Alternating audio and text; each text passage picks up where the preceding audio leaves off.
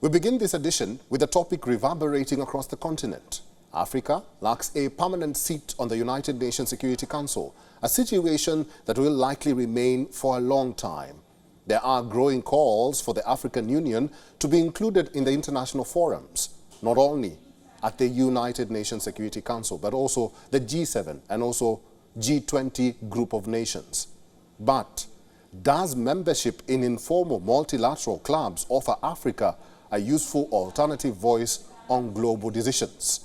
Let's find out in this next report.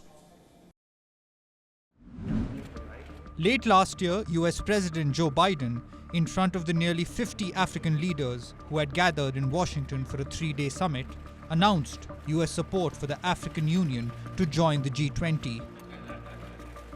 Africa belongs to the table in every room where global challenges are being discussed, and in every institution where discussions are taking place. That's why I announced in September at the United Nations General Assembly that the United States fully supports reforming the UN Security Council to include permanent representation for Africa. And today I'm also calling for the African Union to join the G20 as a permanent member of the G20. Biden's call was the first by any leader on the inclusion of the continent in international forums. This set off a series of talks by other world leaders who even made tours on the continent, including German Chancellor Olaf Scholz, who called for the African Union to get a permanent seat in the group of 20 major economies with the hope of elevating the continent's role.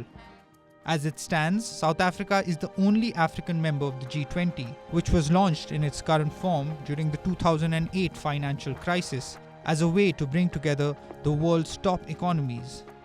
There is precedent for international organizations participating in the G20, with the European Union also holding a seat.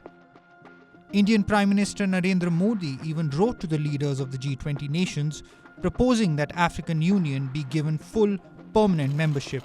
This in a bid to demonstrate India's commitment to strengthen Africa's representation and partnership in shaping global affairs.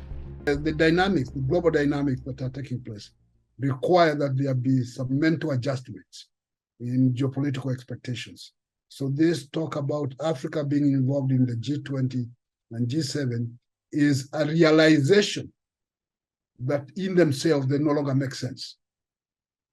And for them to make sense, they need to hear more voices, and the African voice is clearly missing.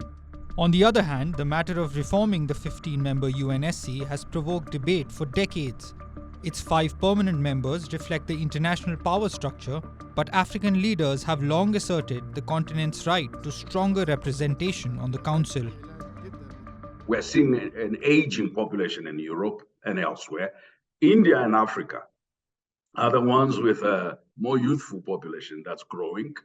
And it's only a matter of time before those populations that are more youthful, more tech savvy, more engaged in global affairs with greater access to information will play a determinant role. So they are not doing Africa a favor through its inclusion.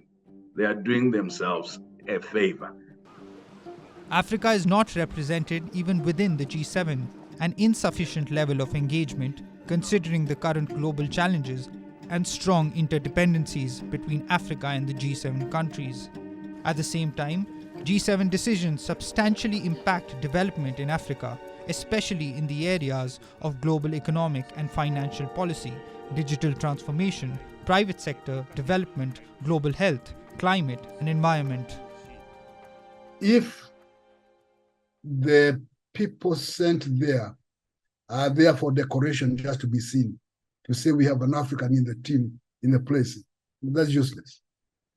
But if we send a strong team of people who reason, know, and they have the capacity to withstand pressure, intellectual as well as other pressures, and moral pressures. A lot of young Africans, African intellectuals, African artists and activists do realize we're no longer the world's junior partner. This is our moment. And because this is our moment, we need to be more assertive, more united, and more conscious of who and what we are and what we're capable of. And it's not just Africa, the continent. It's Africa and all her descendants, Afro descendants, Africa, and African migrants. But there is a silver lining too. Africa's influence on the world stage is rising.